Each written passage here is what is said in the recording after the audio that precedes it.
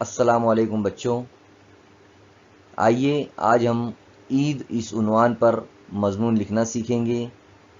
رمضان کے پورے روزے رکھنے کے بعد عید کے آنے کا انتظار ہر کسی کو ہوتا ہے۔ رمضان شریف کے آخری ایام میں عید کی خریداری شروع ہو جاتی ہے۔ ہر آدمی اپنے معاشی اعتبار سے خریداری میں مشغول نظر آتا ہے۔ جیسے ہی 29ویں روزے کا افطار ہوتا ہے، تمام لوگ آسمان کی طرف ٹکٹکی لگائے ہوتے ہیں۔ اگر اس دن چاند نظر نہ آئے تو 30 روزے مکمل ہونے کے بعد ہم مسلمان عید مناتے ہیں۔ چاند رات سے ہی ہر طرف چہل پہل نظر آتی ہے۔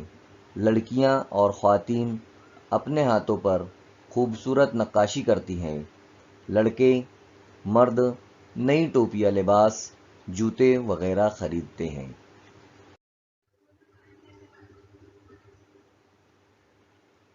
عید مسلمانوں کا سب سے بڑا تہوار ہے۔ مسلمان اس تہوار کو بڑے جوش و خروش کے ساتھ مناتے ہیں۔ عید کے دن صبح صبح نہا کر تیار ہو جاتے ہیں، نئے نئے کپڑے پہنتے ہیں، شیر خورما سوئیاں کھا کر عید الفطر کی نماز کے لیے عیدگاہ جاتے ہیں۔ عید الفطر کی نماز سے قبل غربا و مساکین کو فطرہ تقسیم کیا جاتا ہے۔ نماز کو پڑھنے جانے کے لیے جانے والے تکبیر پڑھتے ہوئے گزرتے ہیں۔ بڑا روح پرور منظر ہوتا ہے۔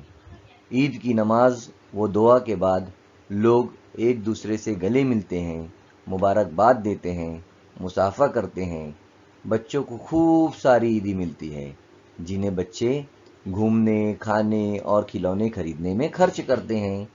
سبھی لوگ عید ملنے کے لیے اپنے رشتہ داروں کے گھر جاتے ہیں۔ سوئیوں کے ساتھ بھجیا، پکوڑے، نمکین وغیرہ مہمانوں کو دیے جاتے ہیں۔ عید کا تہوار مجھے بہت پسند ہے۔ اس تہوار میں ہر طرف خوشیاں ہی خوشیاں ہوتی ہے۔ بچوں، یہ تھا ہمارا عید اس عنوان پر مضمون۔